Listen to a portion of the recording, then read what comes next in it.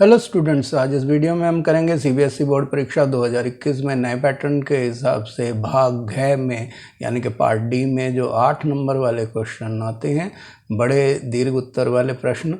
तो ऐसे 3 प्रश्न आते हैं, तो इन प्रश्नों को हम इसमें करेंगे। और सबसे बड़ी बात यह है कि हर प्रश्न जो है वो एक इंटरनल चॉइस के साथ आता है, तो उसमें अथवा वाला प्रश्न भी होते हैं। तो अब इस सैम्पल पेपर वाली श्रृंखला में हम उसी लिए 3×2 यानी कि 6 जो है महत्वपूर्ण परीक्षा उपयोगी सवाल करने जा रहे हैं। 2021 के परीक्षा के लिए सैम्पल पेपर जो सीरीज शुरू की है, तो उसका ये चौथा सैम्पल पेपर है और उसका 22वां ये जो वीडियो है। अगर आप पहले वाले 21 वीडियो आपने नहीं देखे हैं तो डिस्क्रिप्शन में लिंक पर जाके उसको क्लिक करके देख सकते हैं, या प्लेलिस्ट में भी जाके सर्च कर सकते हैं। सैम्पल पेपर के नाम से प्लेलिस्ट है। तो शुरू करते हैं वीडियो को। तो क्वेश्चन नंबर 24 से जो है पार्ट डी यानी कि भाग घ शुरू होता है। उसमें 24, 25 और 26 3 क्वेश्चन जो हैं वो 8 अंक के आते हैं। तो इसका पहला प्रश्न हम जो ले रहे हैं वो ये है कि महाभारत का समालोचनात्मक संस्करण के द्वारा सामाजिक इतिहास की पुनर्रचना करने में वी.एस. सुथांकर के योगदान का वर्णन कीजिए। यानी कि वी.एस. सुथांकर जी के नेतृत्व में एक कमेटी बनी थी जिसने महाभारत के आज तक जितने भी लेखक हुए हैं भारत के विभिन्न क्षेत्रों में, उन सब का निचोड़ निकालकर एक नया संस्करण तैयार करवाया था जिसे समालोचनात्मक संस्करण कहते हैं। तो उसमें इनके योगदान के बारे में हमारे को बताना है। तो इसका उत्तर हम इस प्रकार देंगे, जिसका क भाग है कि 1919 में प्रसिद्ध संस्कृत विद्वान वी.एस. सुथांकर के नेतृत्व में महाभारत का समालोचनात्मक संस्करण तैयार करने की परियोजना बनाई गई थी। संस्कृत के विद्वान वी.एस. सुथांकर को इसीलिए चुना गया था क्योंकि ज़्यादातर रचनाएं जो हैं वो संस्कृत भाषा में ही लिखी गई थी। और दूसरा जो ख है उसमें इसकी विशेषताएं यानी कि फीचर्स और सोपान यानी कि स्टेप्स का जिक्र करेंगे। तो पहला स्टेप ये था कि आरंभ में देश के विभिन्न भागों से विभिन्न लिपियों में लिखी गई महाभारत की समस्त पांडुलिपियों को एकत्र किया गया। और दूसरा यह है कि सभी पांडुलिपियों में पाए जाने वाले श्लोकों की तुलना की गई। यानी कि पहला उनका जो कार्य था, उन्होंने जो भी आज तक देश के विभिन्न भाषाओं में अलग अलग भागों में जो भी महाभारत के ऊपर रचनाएं की गई थी, उन सभी को उनकी मूल पांडुलिपियों को उन्होंने एकत्र किया। और फिर उसके बाद सभी में जो पांडुलिपियों में जो श्लोक थे, जो क्योंकि संस्कृत में श्लोकों के रूप में जो लिखा जाता है, तो उन्होंने श्लोकों की उनकी सबकी तुलना की आपस में कि कौन से श्लोक जो हैं एक जैसे अर्थ वाले हैं और कौन से जो हैं किसी दूसरी घटना की तरफ वो संकेत करते हैं। तो इस तरह से श्लोकों की तुलना की गई। इसके बाद जो है तीसरा पॉइंट ये होगा कि सभी पांडुलिपियों में समान रूप से पाए गए श्लोकों का चयन किया गया और उनका जो प्रकाशन है यानी कि उनको पब्लिश किया गया 13,000 पृष्ठों में फैले 19 खंडों में उनका प्रकाशन किया गया था। यानी कि जो पहले तुलना करने पर सारी पांडुलिपियों को उनके श्लोकों की तुलना की गई, उनमें समानता और असमानता को छांटा गया और फिर जो समान रूप से श्लोक थे उनका चयन किया गया। समान श्लोकों का चयन इसीलिए किया गया ताकि क्योंकि समान श्लोक का मतलब है कि वो ज़्यादा विश्वसनीय हैं और उनमें कोई छेड़छाड़ नहीं की गई होगी, क्योंकि मूल घटना को सभी समान श्लोक ही बताते होंगे। तो इसका प्रकाशन जो है समान श्लोकों वाले जो छांटे गए थे सभी पांडुलिपियों से, उनका 13,000 पृष्ठों में इनका प्रकाशन किया गया, जिसके 19 वॉल्यूम यानी कि 19 खंड जो है वो निकाले गए। यानी कि 13,000 पृष्ठों की एक पुस्तक बनाना मुश्किल होता है, इसीलिए उसको 19 अलग अलग खंडों में पार्टों में बनाया गया।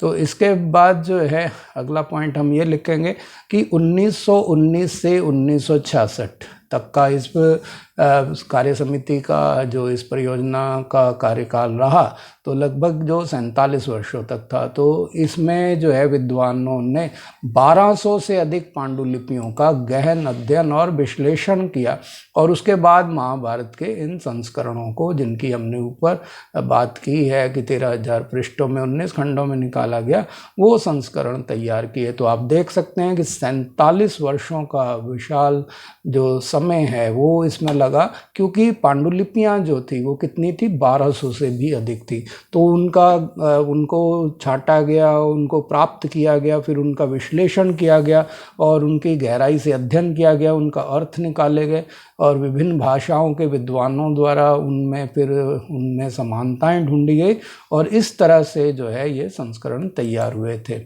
फिर वी.एस. सुधांकर जी का जो है 1925 में जिनको इस वृहद परियोजना का मुख्य संपादक नियुक्त किया गया था, यानी कि ये परियोजना जो 1919 में शुरू हुई थी तो 1925 में वी.एस. सुधांकर जी जो हैं इसके मुख्य संपादक बने थे। तो इसके बाद विष्णु सीतारामन सुधांकर, जो इनका पूरा नाम था, जिनका जीवन काल 1887 से 1943 तक रहा है, वो जो है संस्कृत के प्रकांड विद्वान थे, जैसे हम पहले भी चर्चा कर चुके हैं, और साथ ही साथ प्रसिद्ध इतिहासविद भी थे। तो इन्होंने 1925 में पदभार ग्रहण किया मुख्य संपादक का और फिर जो है 1943 तक अपनी मृत्यु पर्यंत जो है वो इस पद पर रहे। तो इस तरह से 1925 से 1943 यानी कि लगभग 18 वर्ष जो है उन्होंने इस पद पर कार्य किया। तो उनके निधन के बाद श्रीपाद कृष्ण वेलवलकर को इस परियोजना का मुख्य संपादक बनाया गया। तो इस तरह से 18 वर्ष तक तो वी.एस. सुधांकर जी ने कार्य किया। उसके बाद शेष बचे 23 वर्षों के लिए जो कार्य है वो श्रीपाद कृष्ण वेलकर जी के नेतृत्व में हुआ। तो इस प्रक्रिया में दो बातें जो है मुख्य रूप से उभर कर सामने आती हैं, जो कि निम्नलिखित हैं। पहली जो है कि संस्कृत के पाठों में अनेक समानताएं थी, यानी कि जो संस्कृत की पांडुलिपियां थी वो ज़्यादातर एक जैसी थी, उनमें जो समानताएं ज़्यादा पाई गई। इसका मतलब ये है कि संस्कृत भाषा में लिखे गई जो पांडुलिपियां थी उनको ज़्यादा विश्वसनीय माना गया। और दूसरा ये है कि ये समानताएं जो हैं वो समूचे उपमहाद्वीप के विभिन्न भागों, कश्मीर, नेपाल और केरल में भी थीं। तो ये नहीं है कि ये समानताएं जो हैं खाली संस्कृत क्षेत्र में मिली हैं, ये कश्मीर, नेपाल जो कि उत्तर भारत के में पड़ते हैं और केरल जो कि धुर दक्षिण में है, तो वहाँ तक भी समानताएं मिली हैं। तो लेकिन मिली किन में है, संस्कृत भाषा के ग्रंथों में ज़्यादा मिली हैं। तो कुछ शताब्दियों के दौरान जो है हुए महाभारत के प्रेक्षण में, यानी कि जो लिखे गए महाभारत को लिखने में, जैसा कि हमें पता है कि 1000 वर्ष तक इस पे लेखन कार्य विभिन्न लेखकों द्वारा चलता रहा, तो ये शताब्दियां लग गई। तो इसमें जो क्षेत्रीय प्रभेद, यानी कि अलग अलग तरह के अलग क्षेत्रों में अलग लोगों द्वारा अलग अलग तरीके से अलग विचारों से जो महाभारत को लिखा गया, तो ये प्रभेद भी उभर कर सामने आया है। यानी कि हम कह सकते हैं कि समय के साथ साथ और क्षेत्र के हिसाब से भारत जैसे विशाल देश में स्थान बदलने के साथ साथ लेखकों ने अपने तरीके से उनमें कुछ नई बातें भी जोड़ दी होंगी। तो इन प्रभेदों का संकलन जो है वो मुख्य पाठ की पाद टिप्पणियों में, यानी कि फुटनोट्स जो होते हैं उनके रूप में और परिशिष्टों के रूप में, अपेंडिसेस के रूप में इनका भी प्रकाशन किया गया। तो इनको भी अलग से जो प्रभेद थे, जो भेद थे, यानी कि ये नहीं है कि खाली मेन बातों को, जो मिलती जुलती बातों को छांटा गया, इसके अलावा जो उनमें डिफरेंसेस थे, जो नई घटनाएं जोड़ी गई या जो अन्य ग्रंथों में नहीं मिल रही थी, उनके ऊपर भी फुटनोट्स यानी कि टिप्पणियां तैयार की गई और उनको अलग से परिशिष्टों के रूप में छापा गया। तो 13,000 पृष्ठों में से जो आधे से अधिक जो पृष्ठ हैं वो इन्हीं प्रभेदों का उनमें वर्णन किया गया है। यानी कि जो महाभारत का जो संस्करण जो 13,000 पृष्ठों में तैयार हुआ था, उसके आधे से अधिक पृष्ठों में इन्हीं जो डिफरेंसेस हैं उनका वर्णन किया गया है। क्वेश्चन नंबर 24 है, प्राचीन काल में अछूतों के जीवन का वर्णन कीजिए। यानी कि समाज में जिन लोगों को अस्पृश्य समझा जाता था, जिनको छूना भी वर्जित समझा जाता था, उन लोगों के जीवन किस प्रकार का रहा होगा उसके बारे में हमारे को बताना है इस प्रश्न के उत्तर में। तो इसका उत्तर हम इस प्रकार देंगे। पहला पॉइंट जो है हम ये बताएंगे कि अछूत किन्हें कहा जाता था। तो समाज में कुछ वर्ग ऐसे थे जिन्हें अछूत या अस्पृश्य समझा जाता था और इनको वर्ण व्यवस्था से बाहर माना जाता था। और दूसरा है कि ब्राह्मणों का विचार था कि अनुष्ठान आदि कर्म जो हैं वो पवित्र थे, क्योंकि ब्राह्मण जो हवन यज्ञ वगैरह किया करते थे उन अनुष्ठानिक कार्यों को वो पवित्र कर्म मानते थे और उन्हें संपादित करने वाले लोगों को भी पवित्र माना जाता था। तो इसीलिए उन पवित्र लोगों के लिए अस्पृश्यों से भोजन जो है वो स्वीकार करना वर्जित था। यानी कि वो लोग इन लोगों के यहाँ भोजन नहीं करते थे। और यह है कि अछूतों और अस्पृश्यों द्वारा दूषित कार्य किए जाते थे। यानी कि समाज में जिन कार्यों को निम्नतम समझा जाता था और उन दूषित कार्यों को जो है वो लोग संपादित करते थे, जैसे शवों की अंत्येष्टि करना, यानी कि शवों को जलाना, या मृत पशुओं को छूने वाले जो लोग थे उनको चांडाल कहा जाता था। यानी कि जो लोग शवों की अंत्येष्टि करते थे या मृत पशुओं को छूते थे उनको समाज में चांडाल कहा जाता था। तो उन्हें वर्ण व्यवस्था वाले समाज में सबसे निम्न कोटि में रखा गया था, क्योंकि समाज से इनको बाहर है, वर्ण व्यवस्था से बाहर की जगह दी गई। तो इनको सबसे नीचे की जो शूद्र वाली श्रेणी है उसमें भी सबसे नीचे की कोटि में रखा गया। यानी कि जो वर्ण व्यवस्था में जो भाग थे 4, उसमें सबसे नीचे के स्थान पर, मतलब शूद्रों से भी नीचे के स्थान पर इनको माना जाता था। तो इनके घर जो है वो गांव से बाहर अलग से होते थे। इनको मतलब गांव के मेन जो आबादी थी, मुख्य गांव की आबादी थी, जहां पर उच्च तथाकथित उच्च वर्ण व्यवस्था के लोग रहते थे, वो लोगों ने इन लोगों के घर जो हैं वो गांव के बाहर बना रखे थे। तो वे लोग जो हैं फेंके हुए बर्तन, यानी कि जो गांव के लोग बर्तनों को बेकार समझकर फेंक देते थे, उनको इस्तेमाल करते थे। इसके अलावा मरे हुए लोगों के वस्त्र, क्योंकि चांडाल अंत्येष्टि का कार्य करते थे, तो मरे हुए लोगों के वस्त्र जो लोग शमशान में छोड़ जाते हैं उन्हीं वस्त्रों को वो पहनते थे। और वो श्रृंगार करने के लिए स्वर्ण आभूषण या अन्य तरह के आभूषण नहीं पहन सकते थे, वो सिर्फ लोहे के ही आभूषण पहना करते थे। और बौद्ध भिक्षु फाशियान के अनुसार अस्पृश्यों को सड़क पर चलते समय करताल बजाकर अपने आने की सूचना देनी पड़ती थी, जिससे अन्य जन उन्हें देखने के दोष से बच जाएं। यानी कि उन लोगों की परछाई भी लोग अपने ऊपर पड़ने देना नहीं चाहते थे, तो उनको देखना भी जो है वो पाप समझा जाता था, दोष समझा जाता था। तो इसीलिए जब ये अस्पृश्य लोग सड़क पे या मार्ग पे चलते हुए आते थे तो ये करताल बजाते थे, यानी कि ध्वनि करते थे, आवाज़ करते थे, ताली बजाकर अपने आने की सूचना दे देते थे, ताकि लोग जो हैं उन्हें ना देखें और उनको ऊपर उन्हें देखने का दोष ना लगे। यानी कि उन्हें छूना तो दूर, देखना तक भी दोषपूर्ण माना जाता था। तो ऐसा वर्णन बौद्ध भिक्षु जो चीनी यात्री फाशियान थे उन्होंने किया है। श्वेन-त्सांग या फायांज के बाद एक और जो बौद्ध यात्री थे श्वेन-त्सांग, जिन्हें हेनसांग भी कहते हैं, के अनुसार बधिक और सफाई करने वाले लोगों को नगर के बाहर रहना पड़ता था।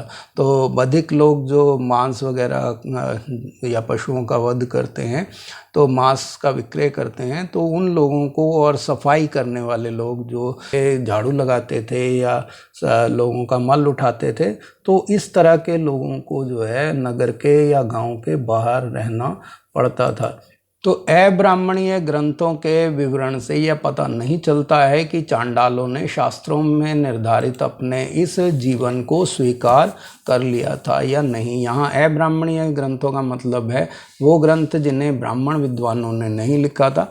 तो वहाँ से भी ये पता नहीं लग पाता है, क्योंकि ब्राह्मणों ने उनके बारे में जो वर्णन किया होगा उसके अलावा अन्य जो अब्राह्मणीय लोग हैं वो उनसे ये पता लग सकता था कि उन्होंने इनके जीवन के बारे में कुछ विस्तार से लिखा होगा, या उन्होंने इस जीवन को जो उनको समाज ने दिया था अलग थलग करके समाज से, और बिल्कुल उनको इस तरह का निकृष्ट जीवन दिया गया था, तो क्या उन्होंने इस चांडालों ने शास्त्रों ने जो उनके लिए ये जीवन निर्धारित किया था उन्हें स्वीकार कर लिया था, या वो इसके विरुद्ध आवाज़ भी उठाते थे? तो ऐसा कोई वर्णन हमारे को नहीं मिलता है।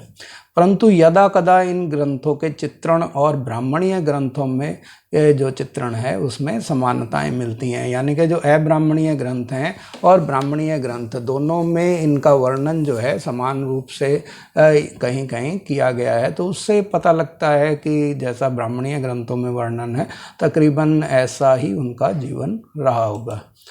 कभी कभी एक भिन्न सामाजिक वास्तविकता का भी संकेत मिलता है, यानी कि कहीं कहीं बताया जाता है दोनों में, ब्राह्मणीय और अब्राह्मणीय ग्रंथों में कुछ फर्क के साथ भी उनका वर्णन किया गया है। क्वेश्चन नंबर 25 के रूप में जो तीसरा प्रश्न हम इस वीडियो में दिखा रहे हैं वो आपके लिए जो है दूसरा प्रश्न होगा, क्योंकि पहला क्वेश्चन 24 नंबर से आता है, उसका सीरियल नंबर 24 होता है, तो उसमें 2 थे, तो एक इंटरनल चॉइस के साथ। तो ये तीसरा प्रश्न है, इसमें भी एक अथवा वाला प्रश्न मिलेगा, तो हम दोनों का यहाँ वर्णन करेंगे 25 नंबर क्वेश्चन के रूप में। तो मुगलों के हरम अथवा घरेलू दुनिया में उनके जीवन की परख करनी है, यानी कि उनका हरम क्या था, वहाँ के लोगों का जीवन कैसा था, उनकी घरेलू जो दुनिया थी वो किस प्रकार की थी, इसके बारे में हमने बताना है। तो इसका उत्तर इस प्रकार लिखेंगे कि मुगल साम्राज्य के शाही परिवार की घरेलू दुनिया के विशिष्ट अभिलक्षण जो हैं वो निम्नलिखित हैं, यानी कि नीचे दिए गए हैं उस प्रकार से उनकी शाही परिवार की घरेलू दुनिया थी। तो हरम का प्रयोग जो है वो मुगलों की घरेलू दुनिया की ओर संकेत करने के लिए होता है कि उनके मतलब हरम का जीवन कैसा था, उससे ही मुगलों की घरेलू दुनिया के बारे में, उनके घर परिवार के बारे में पता लगता है। तो यह शब्द जो है, हरम शब्द जो है, ये फारसी भाषा का शब्द है, फारसी से निकला है, और इसका अर्थ होता है पवित्र स्थान। तो पवित्र स्थान के लिए हरम शब्द का इस्तेमाल किया जाता है। तो मुग़ल परिवार में बादशाह की जो पत्नियां होती थी, क्योंकि मुग़ल बादशाह जो हैं बहुत सारे विवाह करते थे, तो उनकी बहुत सी पत्नियां होती थी। इसके अलावा उपपत्नियां भी होती थी, यानी कि जिन्हें वैसे स्त्रियां जिन्हें पत्नी का दर्जा नहीं दिया गया था, तो ऐसी उपपत्नियां भी होती थी। उनके नज़दीकी और दूर के रिश्तेदार भी इसी हरम में रहते थे, जैसे सौतेली माता है या उपमाताएँ हैं, जैसे उपपत्नियां बाद में उपमाताएं बन जाती थी, बहनें, पुत्री, बहू, चाची, मौसी, बच्चे आदि जो हैं वो सारे इस हरम में ही रहा करते थे। बच्चों का मतलब छोटे बच्चों से है, तो जो अपने माता पिता पर आश्रित होते हैं। तो इस तरह से ये सभी लोग जो हैं वहाँ पर हरम में ही रहा करते थे। तो बहुविवाह जो है वो प्राय भारतीय उपमहाद्वीप में विशेषकर शासक वर्ग में व्यापक रूप से प्रचलित था, क्योंकि बादशाह जो थे बहुत सारी शादियां करते थे, क्योंकि विवाह को जो है एक राजनीतिक महत्व भी प्राप्त था, क्योंकि बादशाह जो हैं वो विभिन्न शासक जो क्षेत्रीय राजा होते थे उनके साथ वैवाहिक संबंध स्थापित करके एक राजनीतिक समझौते कर लेते थे, जो कि स्थायी समझौते होते थे, क्योंकि वो विवाह के बंधन में बंधकर रिश्तेदारी में बदल जाते थे, जैसा कि राजपूत राजाओं के साथ जो मुगलों ने बहुत सारे वैवाहिक संबंध स्थापित किए थे। तो राजपूत कुलों और मुगलों दोनों के लिए विवाह जो है वो राजनीतिक संबंध बनाने वाले व मैत्री संबंध स्थापित करने का ही एक तरीका होता था।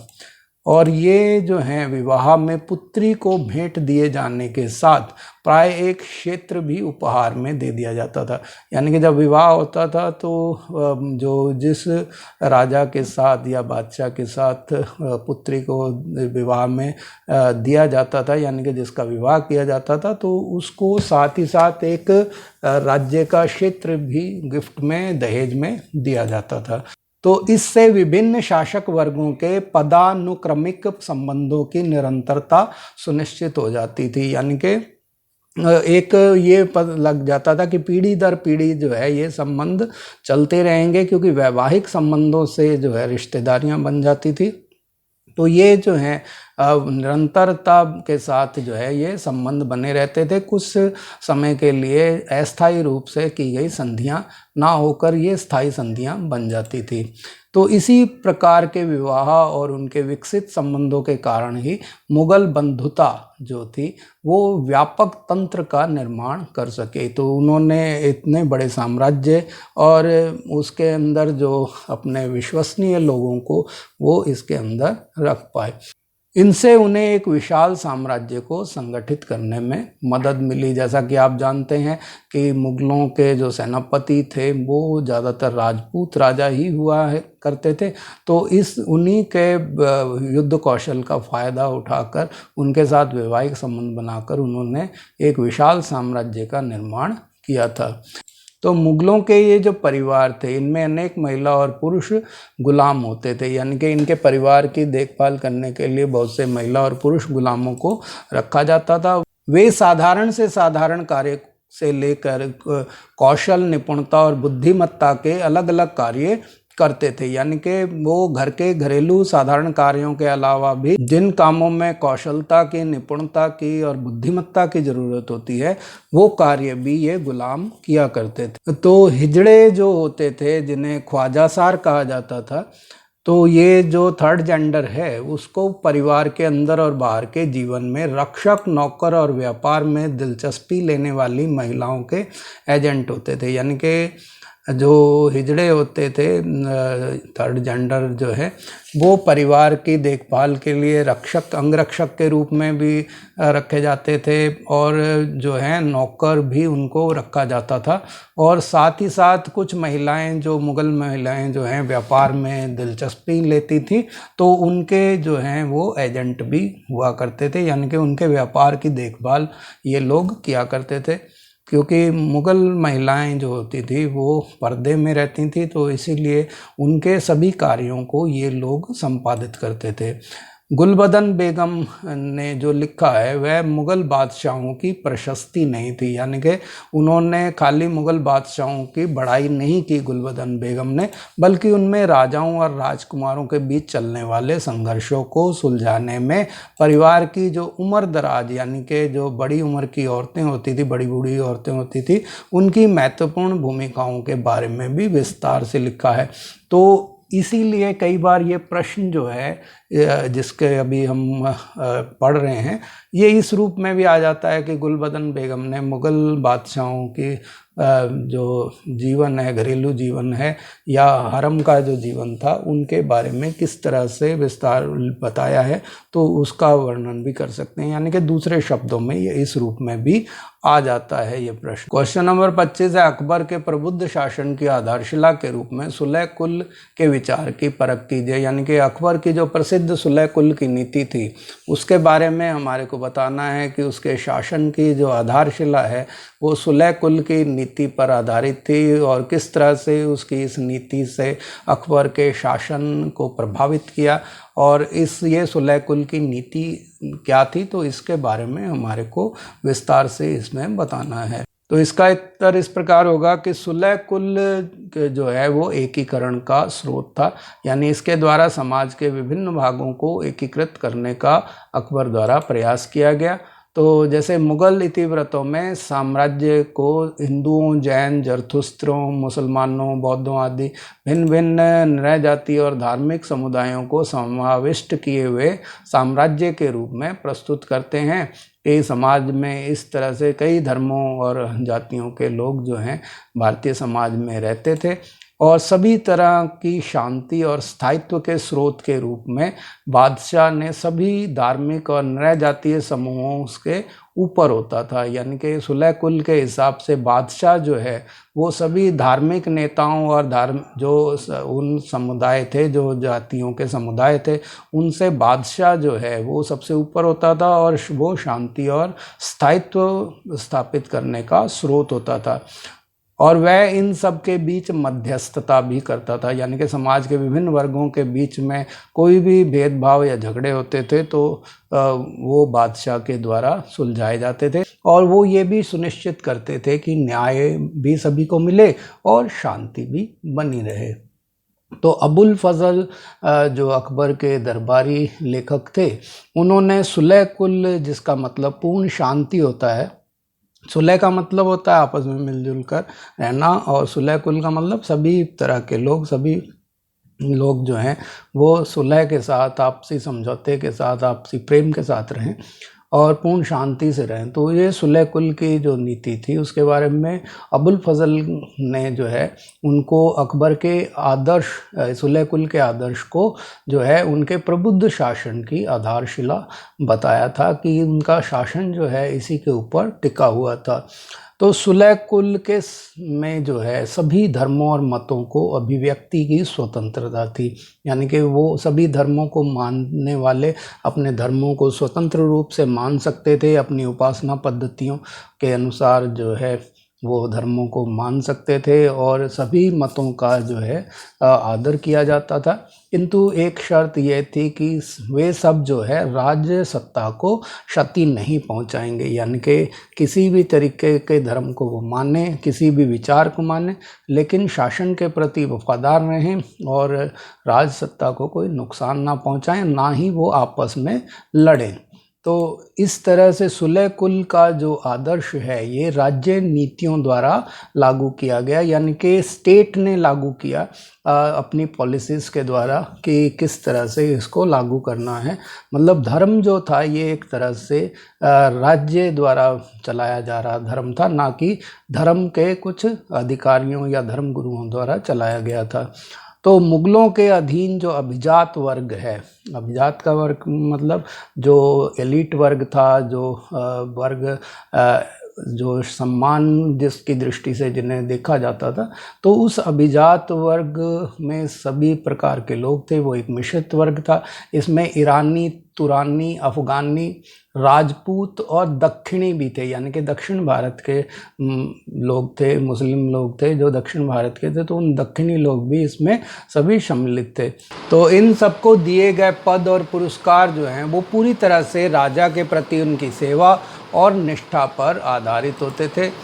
1563 में तीर्थ यात्रा कर जो लगाया जाता था वो हटा दिया गया, और 1564 में जजिया कर जो है, जो गैर मुस्लिम लोगों को अदा करना पड़ता था, वो जो है 1564 में हटा दिया गया, क्योंकि ये जो है धार्मिक पक्षपात पर आधारित कर थे, और क्योंकि अकबर की सुलह कुल की जो नीति थी वो उसकी नज़र में सभी धर्मों के लोग समान थे, इसीलिए उन्होंने तीर्थ यात्रा कर और जजिया कर को हटा दिया।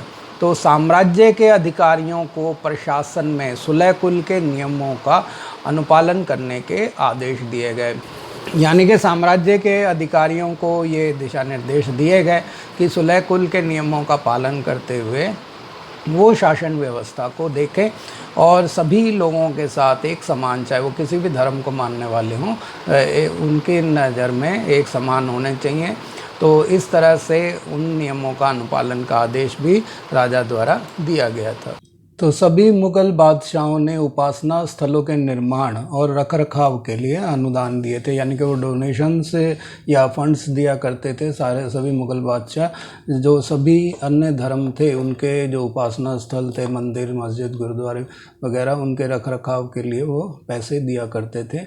और यहाँ तक कि अगर कोई युद्ध के दौरान भी, यानी कि लड़ाई झगड़े के दौरान जब मंदिर जो नष्ट हो जाते थे उनकी मरम्मत के लिए भी अनुदान या ग्रांट्स दी जाती थी युद्ध के बाद में। तो ऐसा कई जो है इतिहास में मिला है कि वहाँ बादशाहों ने, मुग़ल बादशाहों ने मंदिरों के मरम्मत के लिए पैसे दिए, जैसे कि प्रमाण मिले हैं शाहजहाँ और औरंगज़ेब के शासनकाल में कि उन्होंने मंदिरों के पुनर्निर्माण के लिए या मरम्मत के लिए अनुदान दिया था। यद्यपि औरंगज़ेब ने 1678 में जजिया कर जो है वो दोबारा से लगा दिया था, जो कि अकबर के टाइम में समाप्त कर दिया गया था, यानी कि कट्टरपन जो है वो फिर से बढ़ने लग गया था। इस वजह से जो है हम कह सकते हैं कि पूरी तरह से जो सुलह कुल की नीति जो है वो औरंगज़ेब के समय तक आते आते समाप्त सी हो गई थी। क्वेश्चन नंबर 26 है, असहयोग आंदोलन में भारतीय समाज के विभिन्न वर्गों ने किस प्रकार प्रतिक्रिया व्यक्त की, व्याख्या कीजिए। यानी कि जो गांधी जी ने असहयोग आंदोलन किया था उसमें भारतीय समाज के विभिन्न वर्गों ने, जैसे अमीर वर्ग, गरीब वर्ग, मजदूर वर्ग, व्यापारी वर्ग आदि सभी ने, पढ़े लिखे अनपढ़, किस प्रकार से लोगों ने इसमें भाग लिया और क्या क्या उन्होंने किया।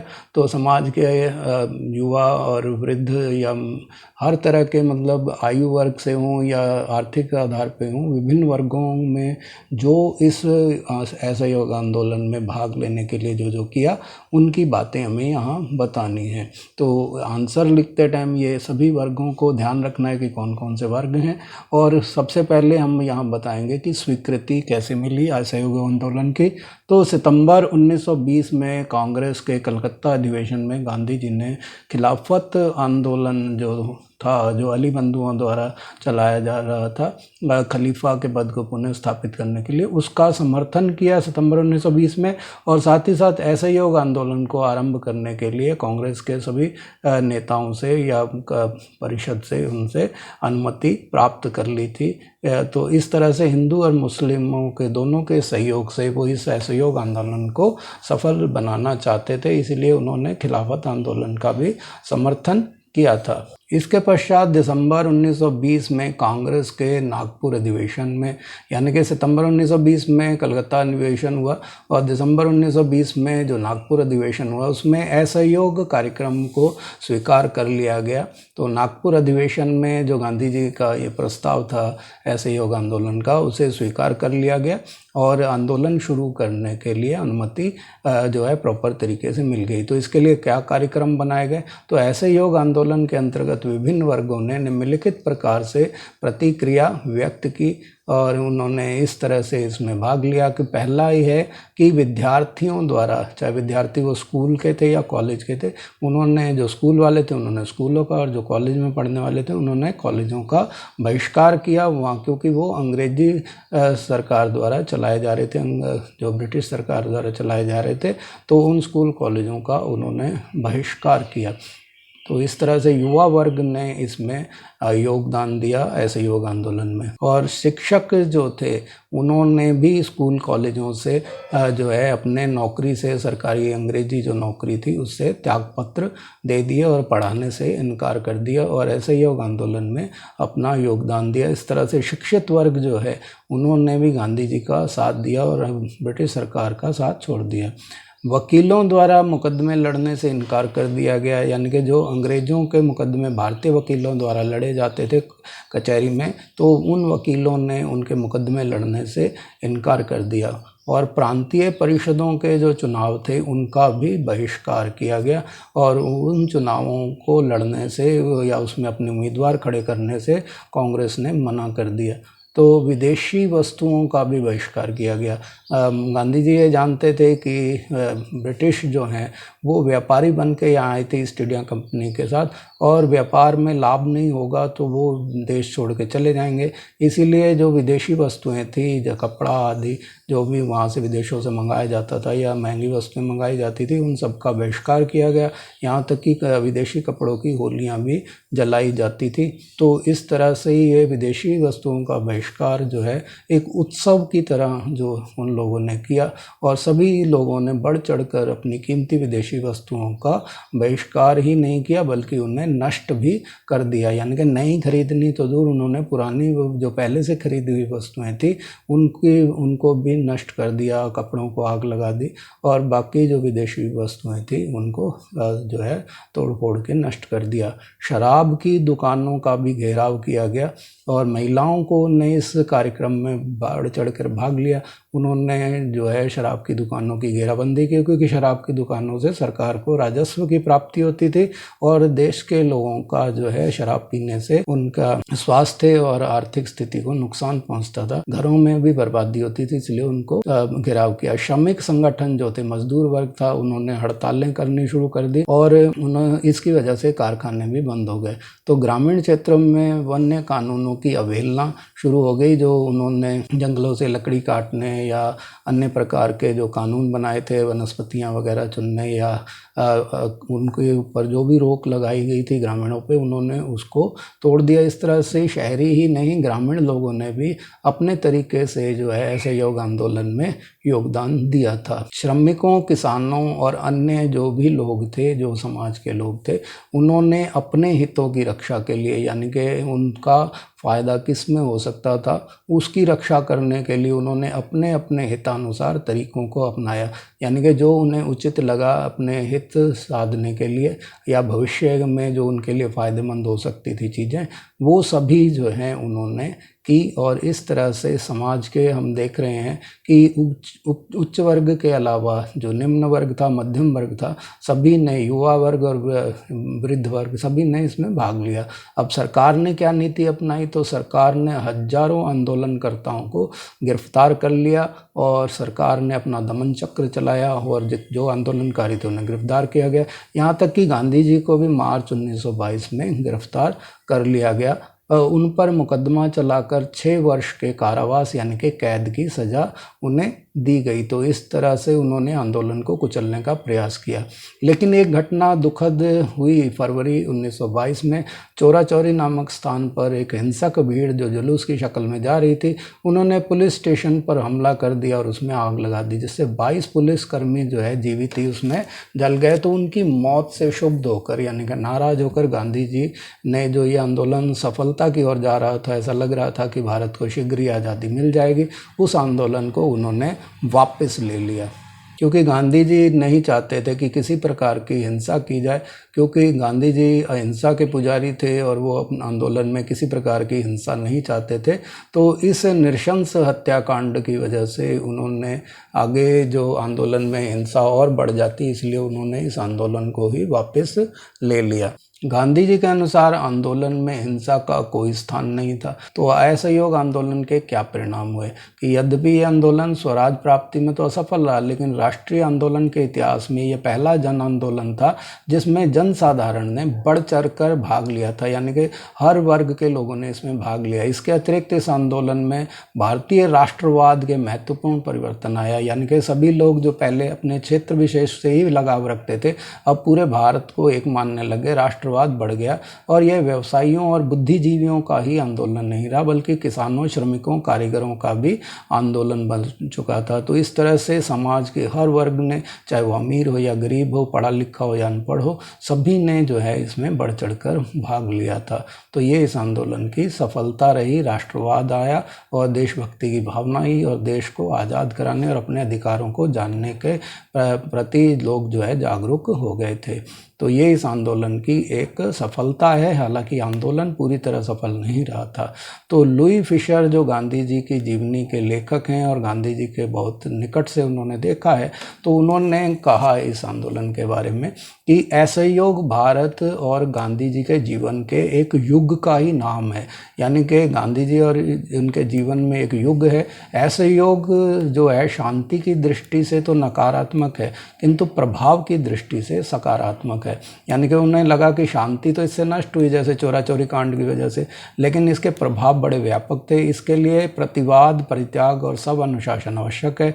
और ये सब जो है सब शासन के लिए, यानी कि सेल्फ गवर्नमेंट के लिए एक प्रशिक्षण था कि जब भारत आज़ाद होगा तो उस समय भारत को जब अपना स्वयं का राज्य करना होगा, तो उस समय जो है ये सभी बातें जो प्रतिवाद, परित्याग और सब अनुशासन है, इनका जो निर्माण राष्ट्रवाद आदि का हुआ था, ये जो हैं गुण जो हैं हमारे स्वशासन के लिए उपयोगी साबित होंगे। तो ये प्रश्न जो है कई बार लुई फिशर के इस कथन के साथ भी पूछा जाता है कि ये स्वशासन के लिए एक प्रशिक्षण था या असहयोग भारत और गांधी जी के जीवन के एक युग का नाम था। सिद्ध कीजिए या स्थापित कीजिए या बताइए इसके बारे में विस्तार से। या असहयोग शांति की दृष्टि से नकारात्मक किंतु प्रभाव की दृष्टि से सकारात्मक था, और इस पे अपने विचार व्यक्त कीजिए। इस तरह से ये लुई फिशर के कथन से ही 2-3 अलग अलग तरीके से इस प्रश्न को पूछा जा सकता है जो हमने प्रश्न दिया है उसके अलावा। तो सभी का उत्तर इसीलिए एक सा ही होगा। और क्योंकि लुई फिशर के कथन के हिसाब से ज़्यादा प्रश्न पूछे जाते हैं, इसीलिए इस प्रश्न का अंत जो है इसी लुई फिशर के कथन के द्वारा करना अच्छे अंक प्राप्त करने के लिए एक ज़रूरी कदम हो सकता है। तो ये जो है हमारा उत्तर लिखने का एक तरीका होता है कि जो बात महत्वपूर्ण होती है उसको अंत में लिखा जाए, तो अध्यापक द्वारा या जो जांचकर्ता होता है वो आपके प्रश्न को सारी बातों को समझ जाता है और आपको ज़्यादा से ज़्यादा अंक देता है। तो 8 में से अधिकतम अंक प्राप्त करने के लिए हमारे को इस बात का ध्यान रखना चाहिए कि जिस कथन पे प्रश्न पूछा गया है उसको एंड में लिखें। तो क्वेश्चन नंबर 26 का 8वां वाला भाग है कि गांधी जी ने नमक सत्याग्रह में अंग्रेजी शासन के खिलाफ व्यापक असंतोष को संगठित किया, इसकी व्याख्या कीजिए। यानी कि ये भी एक कथन आधारित प्रश्न है। तो इसका उत्तर इस प्रकार होगा कि नमक पर जो राज्य का एकाधिकार था, यानी कि मोनोपोली जो स्टेट की थी, सरकार की थी, वो एकाधिकार जो था वो इसका मेन कारण था असंतोष का। तो गांधी जी ने नमक सत्याग्रह जो अंग्रेजी शासन के खिलाफ किया वो जो उसका मेन कारण था एकाधिकार। तो भारत में कानून द्वारा नमक के उत्पादन और विक्रय पर राज्य ने एकाधिकार कर लिया था, यानी कि अब जन सामान्य का नमक नहीं बना सकते थे। तो ये एकाधिकार अलोकप्रिय था, जनता को पसंद नहीं आया, क्योंकि नमक एक ऐसी वस्तु है जिसका प्रयोग प्रत्येक व्यक्ति, अमीर हो या गरीब हो, शहरी हो या ग्रामीण हो या आदिवासी हो, सभी लोग जो हैं भोजन में नमक का प्रयोग करते हैं। और ये शरीर के लिए एक ज़रूरी तत्व भी है सोडियम के रूप में, क्योंकि सोडियम हमारे शरीर के लिए बहुत ज़रूरी होता है। इसकी कमी से मूर्छा तक आ जाती है व्यक्ति के अंदर। तो और ये स्वाद के लिए भी रसोई में एक ज़रूरी तत्व है और सभी लोग इसका उपयोग करते हैं। तो ये जीवन के लिए एक आवश्यक वस्तु है नमक। तो इसीलिए इसका उपयोग जो है जब प्रतिबंधित कर दिया गया, तो इसके बावजूद सरकार ने घरेलू उपयोग के लिए भी नमक, मतलब इतना सब होने के बावजूद भी आवश्यक वस्तु भी है, तो घरेलू उपयोग के लिए भी नमक बनाने पर प्रतिबंध लगा दिया। व्यावसायिक रूप से तो प्रतिबंध लगाया ही कि कोई इससे पैसा कमाना चाहे बना के, वो तो प्रतिबंधित किया ही, लेकिन कोई अपने घर के लिए बनाए तो वो भी पाबंदी कर दी। और यहाँ तक कि जो समुद्र के किनारे रहते थे, निवास करते थे, वो लोग भी समुद्र के पानी से जो प्राकृतिक रूप से वाष्पन द्वारा नमक बनाया जाता था, उसका भी निर्माण जो है उन्होंने प्रतिबंधित कर दिया। तो गांधी जी ने 1930 में सविनय अवज्ञा आंदोलन के लिए नमक कानून का उल्लंघन करने का निर्णय किया, ताकि जनसाधारण को इस आंदोलन में अधिक से अधिक भाग लेने के लिए प्रेरित किया जा सके। तो क्योंकि नमक सभी के लिए ज़रूरी था, तो इस समाज के हर वर्ग ने जो है इसमें बढ़ चढ़कर भाग लिया था। तो एक नमक जैसी साधारण चीज़ के लिए आंदोलन करके गांधी जी ने पूरे देश के हर वर्ग को जो है राष्ट्रीय आंदोलन से जोड़ दिया था। ये गांधी जी की एक बहुत ही बड़ी सफलता थी भारतीय आज़ादी को दिलाने के क्रम में, राष्ट्रीय आंदोलन के क्रम में ये एक बहुत बड़ा कदम माना जाता है। दांडी यात्रा अथवा नमक आंदोलन की जो प्रमुख घटनाएं हैं वो इस प्रकार हैं। तो ब्रीफ में हम इनको लिख रहे हैं कि 12 मार्च को गांधी जी ने साबरमती के आश्रम से समुद्र की ओर अपनी यात्रा आरंभ की थी।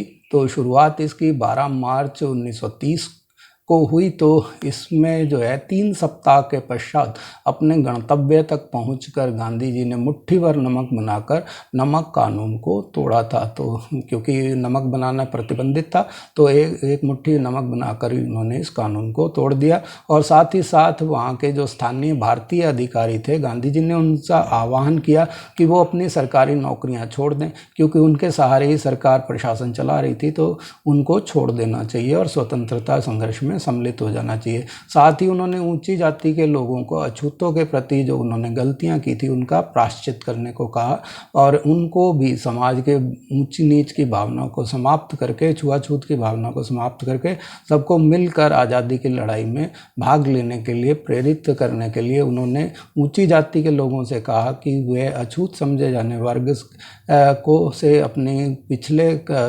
वर्षों में या पुराने ज़माने में जो उन्होंने गलतियां कि या उनके लिए वो माफ़ी मांगे। तो उन्होंने हिंदू, मुस्लिम, सिख, पारसी सबको एकजुट होने के लिए कहा, यानी कि सभी धर्मों के लोगों को एकजुट किया। तो पुलिस रिपोर्ट के अनुसार शांत और निश्चित रहते थे गांधी जी, जो हैं शांत रहते थे, निश्चित रहते थे। आगे बढ़ने के साथ साथ उनकी शक्ति में जो है लगातार वृद्धि हो रही थी। जैसे जैसे आंदोलन आगे बढ़ रहा था, गांधी जी और ज़्यादा मजबूत होते जा रहे थे और उनका रुतबा भी उसी हिसाब से बढ़ता जा रहा था। तो नमक यात्रा का राष्ट्रीय महत्व क्या है, नेशनल इम्पोर्टेंस क्या है, तो उसके हम यहाँ बात करते हैं। तो एक तो ये हुआ कि गांधी जी जो हैं वो विश्व की नज़रों में आ गए, तो सभी राष्ट्रीय नेता के बजाय अंतर्राष्ट्रीय स्तर के नेता बन गए। तो नमक यात्रा के कारण गांधी जी विश्व भर में प्रसिद्ध हो गए, क्योंकि यूरोप और अमेरिकी प्रेस में भी उनकी यात्रा का वर्णन किया जाने लगा, जिसके परिणाम स्वरूप लोगों को नमक यात्रा और गांधी जी की गतिविधियों और विचारों की जानकारी प्राप्त हुई। तो अमेरिकी प्रेस ने भी इनके बारे में छापा था। इसके अलावा उनकी गतिविधियों को अमेरिकी समाचार पत्रिका जो थे वो गांधी जी की कद काठी पर जो पहले हंसते थे, उनके जो, क्योंकि वो कमज़ोर शरीर के थे, दुबले पतले थे, तो उनकी कद काठी और उनके पहनावे पर कि वो एक लंगोटी पहनते हैं, उनको अजीब अजीब शब्दों से उनको संबोधित किया जाता था। तो उनका पहले वो शुरुआत में वो मजाक उड़ाया करते थे कि ये क्या आंदोलन को सफल बनाएंगे, लेकिन धीरे धीरे जो है उन्हें जो है इसका एहसास हुआ। तो उन्हें जो तकवे जैसा शरीर और मकड़ी जैसे पेड़ू कहकर इस तरह के एडजेक्टिव्स लगाकर उनका मजाक उड़ाना शुरू कर दिया था। लेकिन बाद में जब उन्हें एहसास हुआ आंदोलन की सफलता के साथ साथ गांधी जी का जब कद बढ़ने लगा और हर जगह से उनको समर्थन मिलने लगा, तो एक हफ्ते के बाद ही उनके सोच में अंतर आ गया। तो क्योंकि गांधी जी को भारी समर्थन मिल रहा था चारों तरफ से, और पत्रिका ने अब उनको जो साधु या संत या राजनेता कहा जाने लगा, और वह जो है कहते थे कि ईसाई धर्मावलंबियों के खिलाफ जो है ईसाई तरीकों का ही उन्होंने इस्तेमाल करके उनको हथियार बनाकर इस्तेमाल किया। यानी कि ईसाई कहते थे कि ये शांति और अहिंसा जो है ईसाई धर्म के मूल तत्व हैं, तो इन्हीं को हथियार बना के अंग्रेज जो ईसाई धर्म को मानने वाले थे तो उन्हीं के विरुद्ध वो इस्तेमाल कर रहे थे। तो उन्हें लगा कि गांधी जी जो हैं वो एक साधारण व्यक्ति नहीं है, बल्कि एक संत और बहुत बड़े पॉलिटिशियन यानी कि राजनेता हैं। तो उनको वो लोग साधु या संत या राजनेता कहने लग गए थे। तो इस तरह से जो तकवे जैसा शरीर और पेड़ू के बारे में जो उनके मजाक उड़ाते थे दुबले पतले शरीर के, वो अब उनके बारे में प्रशंसा के रूप में लिखने लग गए थे। तो यह पहली राष्ट्रवादी गतिविधि थी जिसमें महिलाओं ने भी बढ़ चढ़कर भाग लिया था, और महिलाओं ने नमक और शराब कानून का उल्लंघन किया, और महिलाओं ने नमक और शराब कानून का उल्लंघन किया और गिरफ्तारियां भी दी। और अंग्रेज़ों द्वारा भारतीयों को सत्ता में हिस्सा देने की आवश्यकता महसूस होने लगी। उन्हें लगा कि अब भारतीयों को और ज़्यादा जो है गुलाम बनाया नहीं जा सकता। तो नमक यात्रा के कारण अंग्रेज़ों ने यह अनुभव किया कि अब उनका शासन अधिक देर तक नहीं टिक सकेगा और उन्हें भारतीयों को सत्ता में हिस्सा देना ही पड़ेगा। तो इस प्रकार गांधी जी ने नमक सत्याग्रह द्वारा अंग्रेजी शासन के खिलाफ व्यापक असंतोष को संगठित कर दिया था और सारे देश में राष्ट्रवाद उत्पन्न कर दिया था, और यह व्यक्त करने में सफलता पाई कि अब जो है अंग्रेजी शासन को उखाड़ फेंकना है। आपने जो अपना कीमती समय दिया उसके लिए धन्यवाद।